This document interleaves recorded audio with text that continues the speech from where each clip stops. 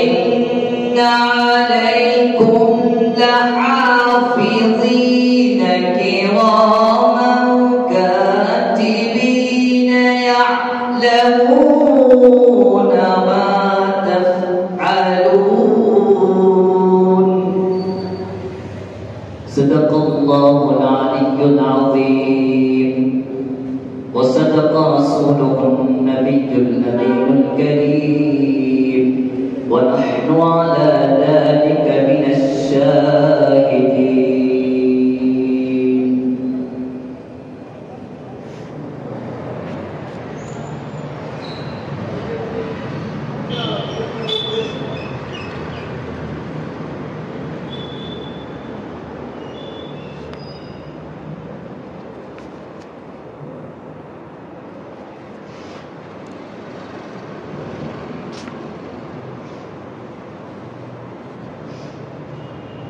السلام عليكم ورحمة الله تعالى وبركاته.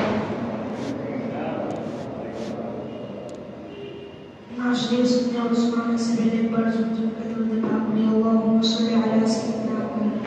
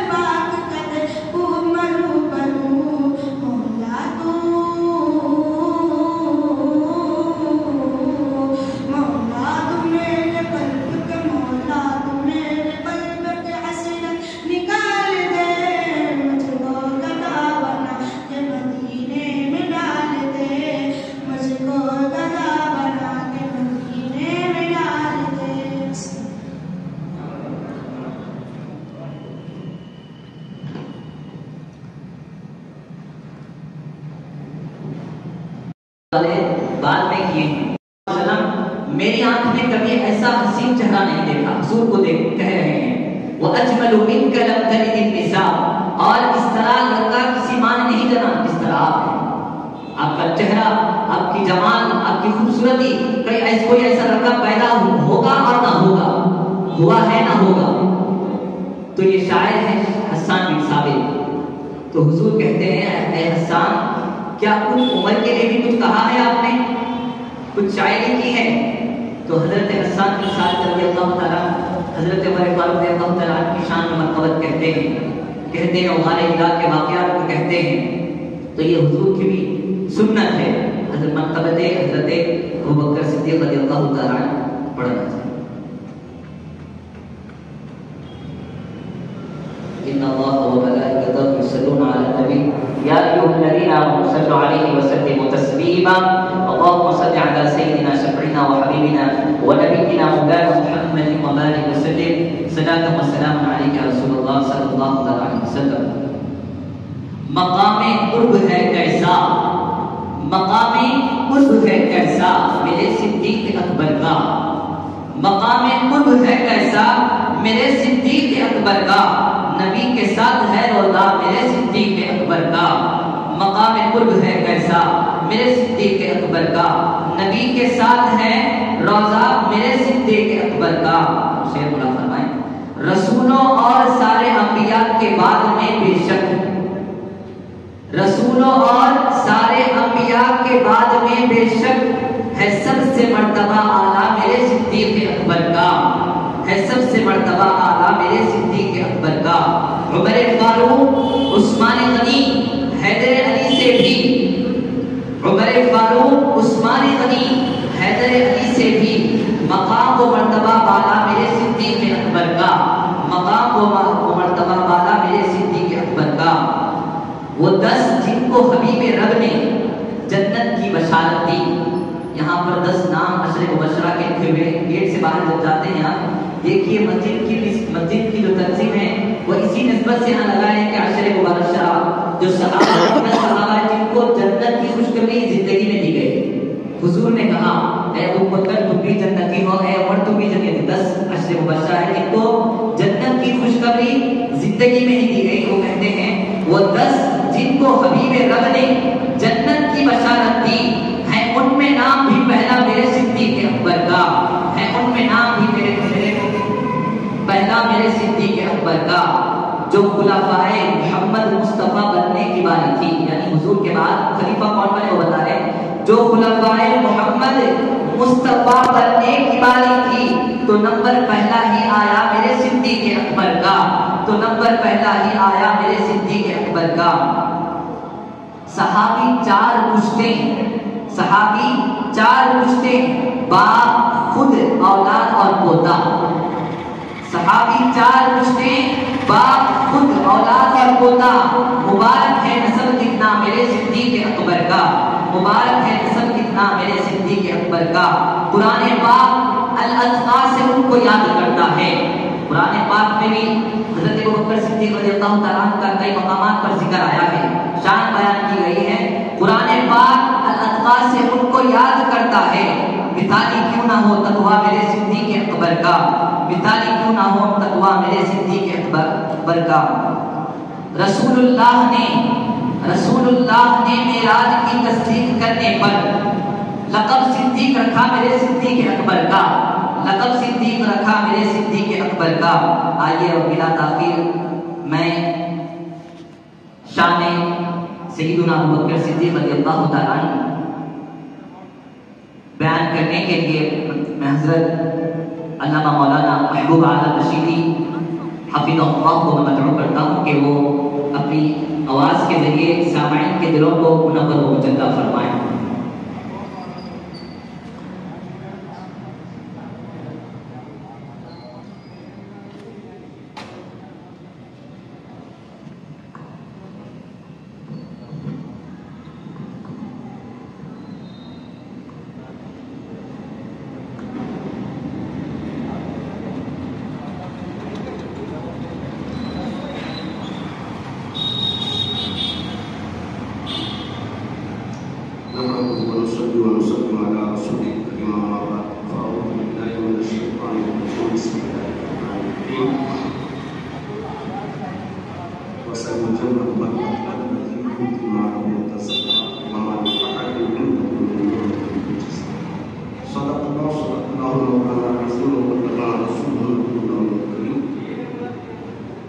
ونحن على ذلك لمن الشاهدين والشاكرين والحمد لله رب العالمين. جھک کر عقیدت و محبت کے ساتھ اپنے آقا و مولا جناب محمد رسول اللہ صلی اللہ علیہ وآلہ وسلم میں درود پاک کا تحفہ پیش کریں. اللہم صل علی سیدنا شفیعنا مولانا محمد وآلہ وسلم صلاۃ و سلام علیک یا رسول اللہ صلاۃ و سلام علیک یا حبیب اللہ صلی اللہ تعالی علیہ وسلم۔ کل کی جو تاریخ ہے وہ تاریخ وصال پاک حضرت ابوبکر صدیق رضی اللہ تعالیٰ عنہ۔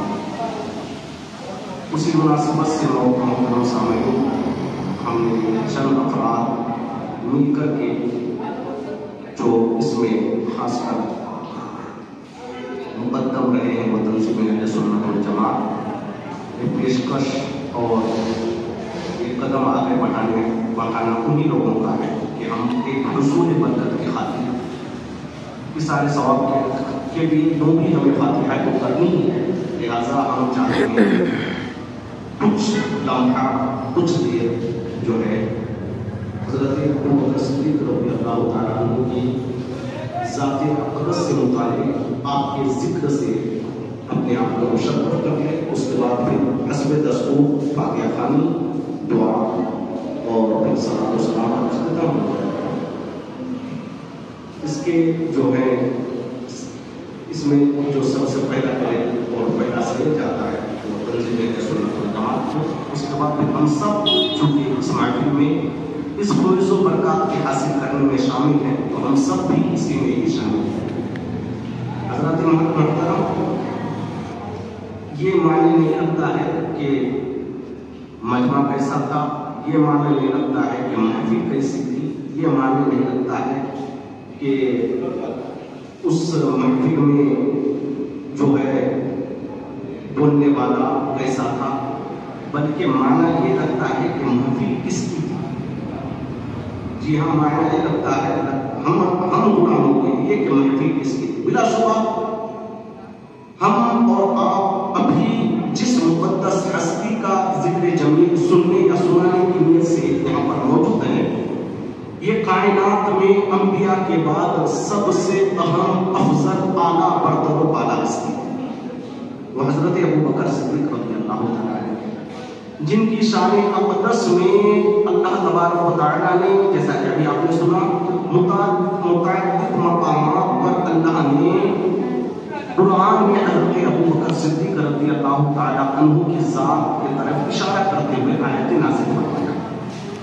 ایک مشہور و معروف آیت اذ ہما فی الغار، ثانیہ سنین اذ ہما فی الغار، اس کو ہم جب قرآن میں پڑھتے ہیں، تراویح میں پڑھتے ہیں، پڑھتے چلے جاتے ہیں، لیکن یہ پورا کا پورا یہ چھوٹی ایک آیت کا ایک ٹکڑا، پوری مکمل آیت نہیں ہے، ایک ٹکڑا ہے چند لفظوں پر مشتمل قرآن کے عربی الفاظ پر، لیکن یہ خود بڑے واقعات کو اپنے اندر سمیٹا ہوا ہے۔ اسی طرح میں نے ایک کچھ لمبی آیت میں نے تلاوت کرنے کا شرف حاصل کیا۔ پہلے وہ مرتبہ صدیق اکبر کا کہ ہے یار غار محبوب خدا صدیق اکبر کا، بیان ہو کس زبان سے یہ مرتبہ صدیق اکبر کا کہ ہے یار غار محبوب خدا صدیق اکبر کا، لٹایا گھر بار، لٹایا گھر کچھ اس طرح سے کئی بار، لٹایا گھر کچھ اس طرح سے کئی بار کہ لٹ لٹ کر حسن گھر بن گیا صدیق اکبر کا، کہ لٹ لٹ کر حسن گھر بن گیا ماں لہو یتزکا وما لأحد عنده من نعمة تجزى إلى آخره۔ اللہ رب الجلال ارشاد فرماتا ہے اور دور رکھا جائے گا دوزخ سے، اور جائے گا دوزخ سے جو سب سے بڑا پرہیزگار۔ اگر آپ اس کو سمجھنا چاہیں تو آسانی کے ساتھ سمجھ سکتے ہیں کہ جو پرہیزگار ہوگا وہ دور ہی جہنم سے رہے گا، اللہ اسے دور رکھے گا، جہنم کو اس سے دور رکھے گا۔ جو پرہیزگار ہوگا، پرہیزگاروں کے لیے، تقوی والوں کے لیے، متقیوں کے لیے یہ جنت ہے، یہ جہنم سے دور ہے۔ سادہ سا ترجمہ آپ اگر سمجھے تو یہ اور دور رکھا جائے گا دوزخ سے جو سب سے بڑا پرہیزگار، جو اپنا مال، آیت میں آتا ہے جو اپنا مال لٹاتا ہے کہ ستھرا، جو اپنا مال لٹاتا ہے کہ ستھرا ہو اور اس پر کسی کا احسان نہیں، اس پر کسی کا احسان نہیں۔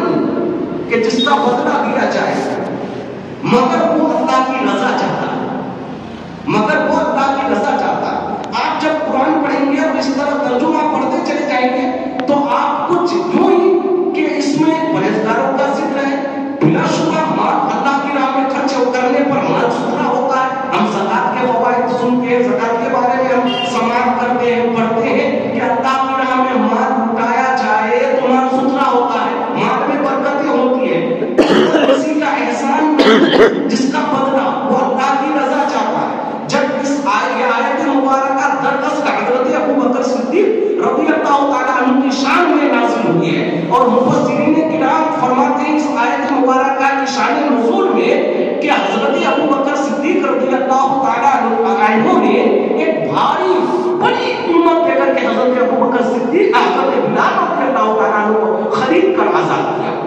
یہ حضرت بلال رضی اللہ تعالیٰ عنہ کلمہ میرے آقا کا پڑھ رہے ہیں، توحید کے پرستار ہیں، خدا و رسول کے ماننے والے ہیں، ایمان اندر گھر کر چکی ہے، لیکن ابھی اسی ایمان کی لانے کی پاداش میں، اسی کلمہ پڑھنے کی وجہ سے وہ ایک کافر کے ہاتھوں طرح طرح کی اذیتیں سہ رہے ہیں، وہ ایک کافر کے ہاتھوں مقید ہیں، ایک کافر کے خریدا ہوا غلام بنے ہوئے ہیں، لیکن اب تک ان سے کام لیا جا رہا تھا، کام کے ذریعے انہیں اذیتیں پہنچائی جا رہی تھی، کام کے ذریعے سے انہیں تکلیفیں دی جا رہی تھی، چونکہ ایک خریدا ہوا غلام تھا۔ لیکن حضرت بلال رضی اللہ تعالیٰ عنہ جب تک کلمہ نہ پڑھیں گے، کام کے ذریعے تکلیف دی جا رہی ہے، لیکن کام کے ذریعے ان پر ظلم کیا جا رہا ہے، لیکن جیسے ہی میرے مصطفیٰ کے محبت کا انہوں نے دم بھرا، اب کھلنا کھلنا ان پر ظلم کیا جا رہا ہے، ستایا جا رہا ہے۔ واقعات کو دہرانے کی ہمیں ضرورت نہیں ہے کہ بھاری بھرکم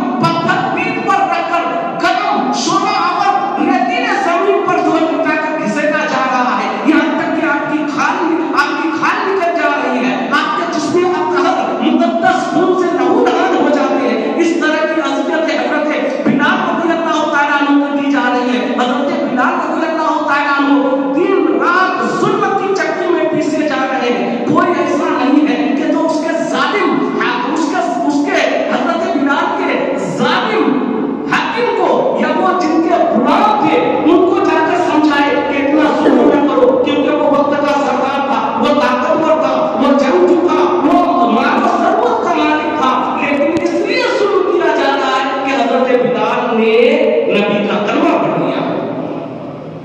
حضرت ابو بکر صدیق نے دیکھا کہ میرے آقا صلی اللہ علیہ وسلم کا کلمہ پڑھ لینے کی پاداش میں حضرت بلال پر اس قدر ظلم اٹھایا جا رہا ہے۔ آپ نے حضرت بلال کے اس مجازی مالک سے آپ نے جا کر کے بات کیا کہ یہ بتاؤ کہ کیا تم اسے بیچنا چاہتے ہو؟ حالانکہ حضرت بلال کو کوئی خریدنے کے لیے تیار نہیں۔ کیوں؟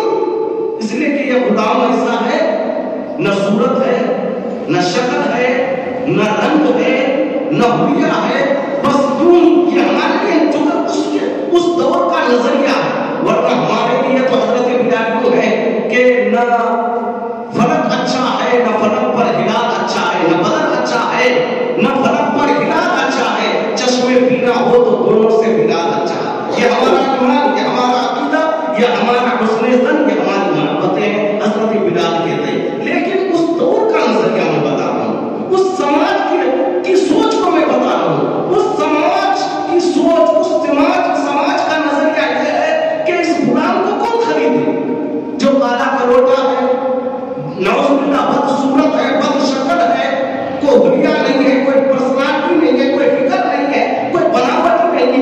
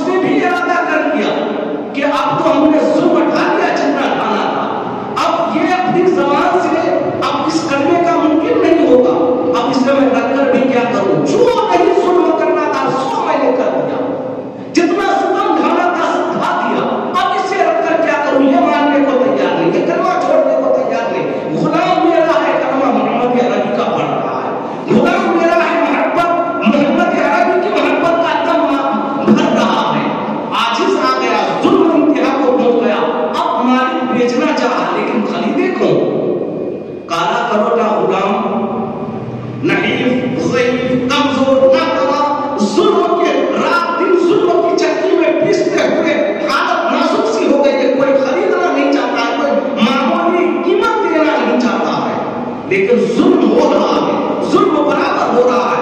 حضرت ابو بکر صدیق رضی اللہ تعالی عنہ نے آپ نے اس کام کو، اس بات کو اٹھایا، میرے ابا صلی اللہ تعالی علیہ وسلم کی بارگاہ اقدس میں حاضر ہوتے، عرض کرتے یا رسول اللہ آپ کا ایک سچا عاشق، یا رسول اللہ آپ کی محبت کا ایک دم ہونے والا، یا رسول اللہ یہ صبح و شام آپ کا نام لیوا، یا رسول اللہ آپ کا ایک کلمہ پڑھنے والا ایک ظالم مالک کے ہاتھوں رات دن ظلم کی چکی میں پیس رہا ہے، یا رسول اللہ اگر آپ اجازت دیں تو میں اسے خرید کر آزاد کر دوں، یا رسول اللہ اگر آپ اجازت دیں۔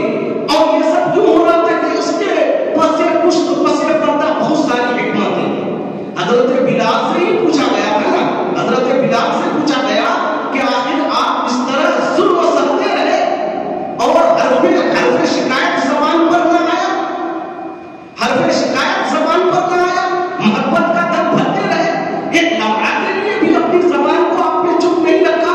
میرے ابا صلی اللہ تعالیٰ علیہ وسلم کے نام لینے سے آخر اس کی وجہ کیا ہے؟ اس طرح ظلم سہتے رہے، اس طرح ظلم میں پستے رہے، اس کے باوجود آپ نے خاموشی نہیں دی، آپ نے ظالم مالک کے سامنے میرے ابا صلی اللہ اپنے آقا اپنے محبوب کا نام لیتے رہے۔ اس کی وجہ کیا ہے؟ آخر آپ نے اس طرح کیسے سہا؟ تو قربان کے حضرت بلال جواب دیتے ہیں کہ تمہیں معلوم ہونا چاہیے کہ جب کوئی انسان کسی چیز کو خریدتا ہے نا تو ہر چار طرف سے اسے آزما دیتا ہے۔ ایک انسان اگر برتن خریدتا ہے، مٹی کا برتن خریدتا ہے تو چاروں طرف سے اسے قیمت گھماتا ہے، دیکھتا ہے کہیں پھٹا تو نہیں ہے، کہیں اس میں کوئی نشان تو نہیں ہے،